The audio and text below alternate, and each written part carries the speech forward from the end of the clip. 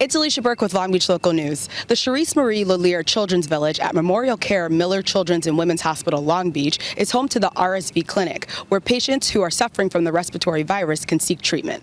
I serve as the Chief Medical Officer for Miller Children's and Women's Hospital Long Beach. I actually started as a Pediatric Intensive Care Fellow here about 26 years ago, and I've been an attending physician in our critical care unit ever since. And for the past 6 years, I serve as the Chief Medical Officer for our facility. RSV is Respiratory Syncytial Virus, so it is a virus. It is very common. It has been around for many, many years.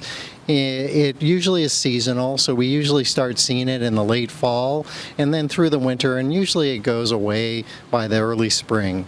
RSV in most individuals causes cold-like symptoms, and in older individuals, adults, generally causes even no symptoms at all. It is very common, so I can guarantee that you and I have both had RSV probably multiple times in our lifetime.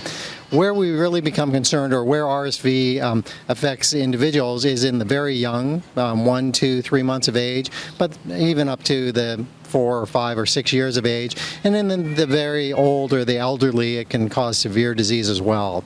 And it can, besides causing cold-like symptoms, it can progress down into the lungs and cause inflammation in the lungs, what we would call bronchiolitis or a viral pneumonia. In very few cases, it's possible that it's causing severe breathing difficulties. And again, that's flaring of the nose, breathing very fast, very hard, with lethargy or being difficult to rouse, not eating or feeding well, or certainly if there's blueness around the mouth or the lips.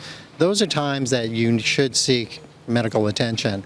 And if it's not too bad, calling your pediatrician, calling the nurse helpline, seeking a telemed appointment is probably appropriate. It's important to remember that RSV has been around for a long time. It is very common. Most children have caught it by at least one time by the age of 2, and it's not to panic.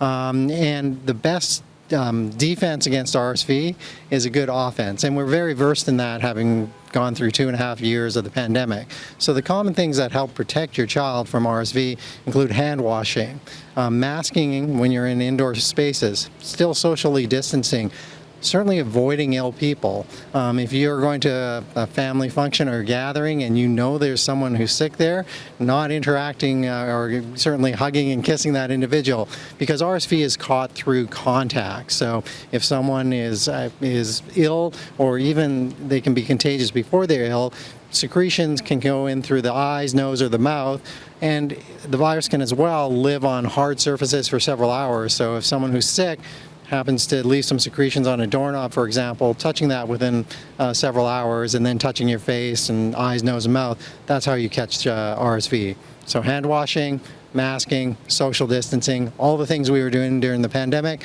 will help protect you against RSV. There is a specific medication that we do give in a very select population of children.